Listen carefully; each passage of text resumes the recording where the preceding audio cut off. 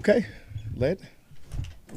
Yeah, Coach, any injury updates? Yeah, Jace. Personnel things? Jace Young running back to IR. Carlos gets the nod. Washington put up on the active roster. Come on in, man. I'm not that kind of guy.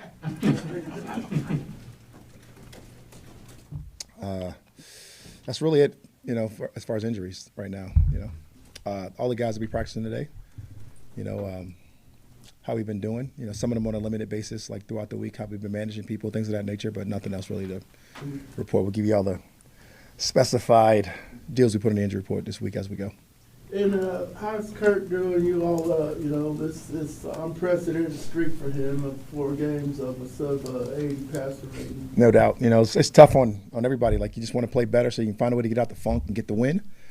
So it's been tough on all of the guys. But, I think the main thing is when the quarterback is a part of that and the head coach, they always get most of the credit and they always get most of the blame. So, you got to find different ways to support those guys. Come on, Mark. You got to find different ways to support, all of those guys. Started early, Mark. I'm sorry. No, you're Got to find ways to start, support those guys and be able to get around those guys and be around those guys. So, Kurt will be fine. Kurt's been through this before, been through some form of a stretch, whether it was 4 games, whether it was 1 game, 2 games, whatever the case may be.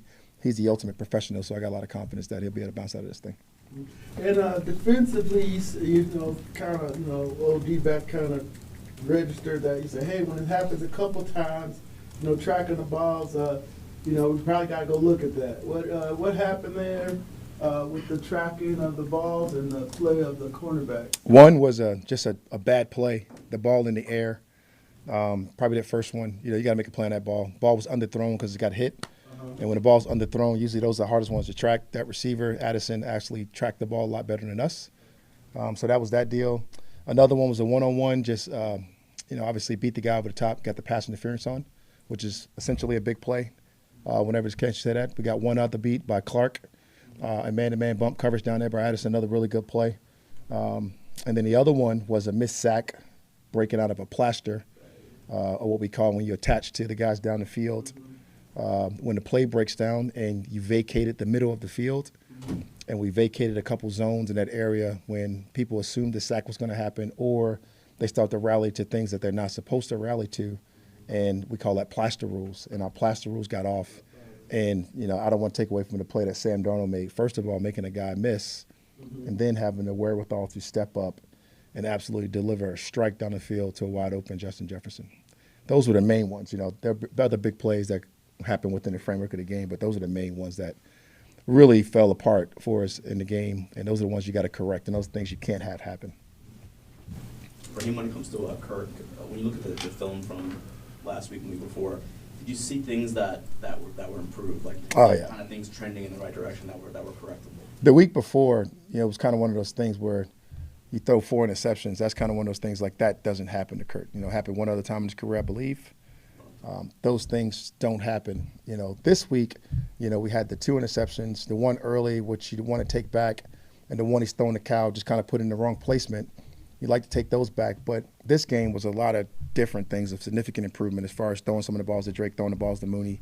I mean, the guy threw for, I believe, 344. I can't remember exactly. I think it was that number the last time I looked, somewhere in that nature. So it was different, a completely different feel when it came to that. Like some of the comfort and the things of other natures in the other game, that's had to get cleaned up, and I definitely think he cleaned those things up. The emphasis of all those things and how he plays and how he goes about his business. You can't turn the football over, and it's a stat out there somewhere. I wish Zeno was here. I can ask him, but a stat out there somewhere. When we don't turn the ball over, we win a turnover battle. We win football games, and that's the nature of the beast. And last week we had the 2 interceptions. Like I mentioned, the 1 fumble on kickoff. And like I mentioned before, when you give them the ball back after the penalty, after the swipe, that's essentially a turnover. That's essentially 4 turnovers on the day again, and those games are not going to come out into the result that you want to have them happen. And that kind of gets the score out of whack. When you guys were there, and you seen it was a very tightly contested game at 21-21. They score a touchdown. Then they absolutely force a fumble on kickoff, get the ball back, 14-point game. Desperation kicks in, 4 minute. The last touchdown, it is what it is. They scored it. But you're trying to strip the ball, you're voiding tackles that you can make, and the score gets out of whack. Go ahead, Allison. Ladies first, Allison, go. Get out of here. Well, Well, I mean, I'm curious, like, is there ever a point, like, as a coach, like, that you think, like, not that you would bench him, but you would almost, like, take him out if you feel like he's spiraling to, like, reset him? And Bench who? Like Kirk, like when he's going through a game where he's having multiple interceptions. Like, You always got to take into consideration of this, Allison, right? When you lead an organization and you got to have trust and belief in the people that got you to where you were, right? Kirk came here and he got us to a point that we are in a playoff contention. And you got to believe and you got to have the resolve to be able to stick and stay steady-handed by the guy that you believe in. And I don't want to be like some organizations who make harsh decisions or critical decisions on your critical decision makers when they fail you or they make their mistakes, right? I just feel like it's our job and my job to back him at the highest level of certainty to get him to get out there and play better. And this has nothing to do with a non-belief of our backup or anything like that, but he is a rookie, and we do have a plan, and we have had a plan from the beginning on how we want to utilize and be able to play our rookie when it's time. And for me, it's the ultimate encouragement and backing from our building and from our State of the Union to go out there and support him. So, like, to say benching doesn't cross your mind, you always got to consider those things if you feel like it's something that's irreplaceable or something that's irreparable or whatever the case may be. But I don't feel that way. I feel like he's going to come out of this thing and he's going to go on a run here and get us to do the things that we need to do. Can you let us in on that plan to play Michael Penix? You know, I told you right from the beginning, he's our future, right? So, like, you know, day one down here, the hardest draft meeting, right? When the unexpected thing happened, we take Michael Penix with the 8th overall pick, and like our future is getting ready. And like for our future to go out there and be preparing like he's preparing to be the solid human that he's been throughout the whole process and to be able to, you know, to have the respect, to be able to have the confidence, to be able to have the wherewithal to support Kurt and all this stuff too is like a great learning lesson for him as well. It's like, so like when you go through all that process, you can look at different organizations that's pulled the trigger and put guys out there too early and it's gone terrible, right? And I don't want to be that guy. So if you put him in now, it could wreck his development. You know, I don't know that, you know, none of us do, but I know the plan that I have and what I want to do for that young man. The Raiders are a team that will want to get after the quarterback, be aggressive. Oh, God. They've got one of those game writers, you know. And obviously... Don't mention his name. You faced, you know... I love that guy. Test last week to the greatest extent in the Vikings. How do you feel like the pass protection went against how many blitzes they throw at you and what are going to be the keys to I mean, it's been absolutely outstanding the last 2 weeks. You know, you're talking about Khalil Mack and Bosa, and you're talking about last week. I think we've allowed the least amount of pressures in the National Football League over the last course of the last 2 weeks. And you didn't play people that can't rush the passer. We play people that got significant rushes on their football team, and they got significant people that can go out there and get it done. So that's why I credited the plan right after the game to what we did for some of the zero protections that they were to throw at us last week. And some of the rushes they were to throw at us last week and some of the things. You're always going to get hit as a quarterback football, right? But I do think our O-line has stepped up to a big challenge. You know, now what we want to do in the O-line, we want to be able to take back some of the false starts. We want to be able to take back some of the holdings that got called against us. Again, whether you agree or not with them, you got to be able to eliminate those things in order not to have that thing be a part of the reckoning of the game. Have you guys had a conversation, like, just among the team with, you know, some of these break-in sets were going on? Like, I saw Oh, man, Allison, it's so crazy. You are, like, reading my mind. Like, it just disturbs me that we are so public and we got to find better ways to protect our players. And it just made me upset to hear about Burrow getting robbed on Monday Night Football. Like, Burrow. You know, like everybody in America knows what Burrow is. And, like, it's like we got to find ways to protect our guys and we got to find ways to get that done in a better way. And, like, for us, it's like something that we're going to definitely talk about and address in our team meetings. It's something we're going to talk about how we can apply to our security team and to what we need to do at our houses and our homes to protect our families. And it's something that's scary, to be quite honest with you. And, like, for our guys, for me, it just makes me sick because I just don't want to have anybody, period, but especially people that you're responsible for, to take guys on road games and have them to worry about things of that nature. I make it happen a couple of years ago here when I was here, you know, before with a couple of guys. And, like, you know, Grady was after I was gone. I heard about that one. Ridley was after I was gone. I heard about that one. But, like, it happened, you know, years ago when Rocky Alford was my neighbor and he was playing in Arizona and he got his house robbed. And I had to call him in Arizona. So it's like, you know, being able to target these players and target the things that they're doing in their movements, it is something that we got to take a look at, probably as a league, to be honest. And definitely as a team, we'll do that. Kyle Pitts caught one of his 6 targets in last week's game. How do you look back at that tape and move forward with his usage in the game? You know, every game's different, Taryn. And like we always talk about Kyle Pitts, you know, he's an explosive guy. He had one really good shot across the middle on the man-to-man matchup, and we kind of let that one go awry Because he catch that thing, no telling what he can do. It can look like the Tampa play when he's catch the ball and he's still running. But that DB made a great play. We made it put it a little bit behind him. We want Cal to make those plays just because we think he's capable of doing those things, and he did not in that play.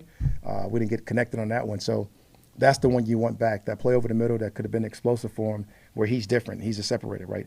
Cal is not like a volume catcher. He's not the check down guy. He's not the outlet that most tight ends are. He's really a big play guy. He's really a big play receiver. He's really a big play tight end. And when he gets an opportunity to get those things, he goes off and explodes. I compare him to almost, I know it's a complete different position. It's a complete different human, but like he reminds me of when I was with, Deshaun Jackson. Deshaun Jackson can have 2 catches for 180 yards, or he can have, and then he could disappear the rest of the day. And like where Kyle can do that. Now, Kyle can do some of the other things as well. It just, with our offense, it's kind of evolved where you got 5 guys with 400 plus receiving yards. You got 5 guys with, you got 2 guys that are in the top 10 receivers in the National Football League. You got guys that just catch the ball in volume, and like you got a quarterback that can get the ball to all those guys, whether it's Bijan, whether it's Ray, whether it's Kyle, whether it's Mooney, whether it's Drake, and not to mention the guy that had the walk-off versus Tampa versus. You've mentioned already that you feel like you've got to prepare for 2 quarterbacks with there seems to be as much uncertainty as ever with maybe some confusion as to what the status is of the starter. Do you feel like you have any better grasp on how that's going to shake out and what you're going to see? I think that's the same. You have a better grasp because you got a chance to look at when Scott is calling the game. He's called the game the last 4 games, so you can really focus on what he's done in his past, the things he's going to do. He's going to do a great job of getting the ball to his playmakers. He's going to do a great job of trying to get those guys uncovered and to take advantage of some of the holes that he sees, and that's what he's going to kind of look at and how he's going about his process. So you have a better feel just because of your normal process that you go through up until this point. But the quarterback, when they go out there, they'll make the decision based on health, and we'll get a little bit better feel when we see some injury reports and things of that nature on who's going to be closer to playing and who could do some of those things for us. But, Charles, we got to go out there and figure it out and be ready to deal. And I think that's a part of playing the National Football League. Obviously, every game you play. You can't come in late and ask a question. I'm just kidding. I'm just joking, man. But every week is a must-win, obviously, for you guys. But when you consider all the factors going into this one, the 4-game losing streak, what it means for the division, is there some extra sauce in this one? Is it just something around the facility where you guys know, like, this one means a little more? Yeah, I'd be lying to you if I said no. I would absolutely be lying to you. I can't tell you that. There is definitely more into this game than most games, right? Like, we are essentially playing playoff type football right now. Like all these games become must wins, except the only thing difference right now is you don't go home, right? But we are essentially playing playoff type football, and we got to play playoff type caliber, and we got to bring all of the good things that have happened throughout the years over the course of this year, together. And you got to put it together, whether it be the pass rush that showed the last 2 weeks, whether it be our passing efforts that's been going out there, our running efforts, whether it's been our efforts to play like we played versus the Chargers versus defense and throughout the course of the game, and how do you bring those things together? And it's got to happen within the next couple of days. Do you guys scoreboard watch? Like, are you guys like looking like all of us? Like, are you going back? I don't. Obviously, you're in a stadium and it pops up and fans cheer and you see it, but I'm not a big scoreboard watcher. I don't like to wish ill will on anybody else. I think it just comes back on you. I think it just comes full circle. I'm not cheering. I'm not in there looking for the Bucs scores. I can tell you that much. But it pops up, so you see it. So I'm not gonna act like I'm not human. I'm some robot on the field, Allison. But like, I don't necessarily look at it that way. There's staff members that do. Yeah. There's guys like Zeno that are into the stats and they look up at it, or they look at it when they get home. But I'm definitely not that guy. When you get to this time of year in the NFL, and not really respect to this team, but this team does kind of represent that the stakes have been raised to this certain point. You get to this game, there's a lot riding on it. Does the environment inside an NFL building is it different this time of year versus what it might be in week 3, 4, 5, or is it just so process driven that it is kind of the same? I think it's the second part of what you said. It's so process driven, right? I think the beauty of football and pro football in particular is eliminating the outside elements and trying to keep it as process driven as possible to make sure we all have the same goal and common things that we need to go out there and execute, right? Because like you could be torn in so many different directions if you worry about all the things that you guys ask me every single week, and you should ask me those things every single week, but I think it's a fine line of being able to be process driven to be able to go out there and execute what I need to do to win this football game, right? Because like if I'm Kyle Pitts, I can worry about I only had 1 reception last game as opposed to finding out what is the best thing for me to do to go out there and win this game this week, right? And no different than any other player on our football team. We had one bad game in the secondary where he's talking about giving up big plays, and it's like if you're not process-driven on why that went wrong and what happened, hence the detailed answer to D-Led. But when you talk about those things on how we get those better, how we get those things better, how do we create our focus, how do we do our things to go outside the framework of our process to help us get back to it, if that makes sense. Yeah.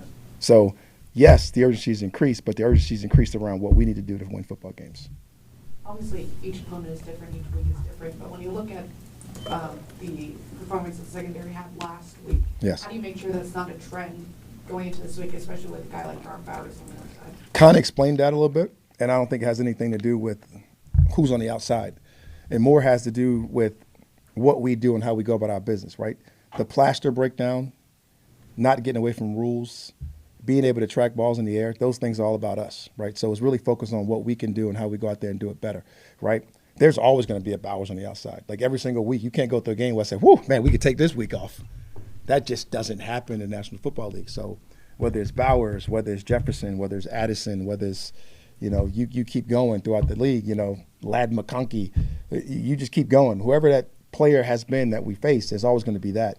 It's about the little things that's going to be us. It's like playing Jordan, right? Jordan's going to get 30, right? Let's try to keep him to 26, right? Let's limit what they do and what they can do well so we can try to find a way to win. I use Jordan. I'm not a LeBron guy, guys. I do like LeBron. We can start the debate, but I'm older. Sorry, LeBron. I can leave now.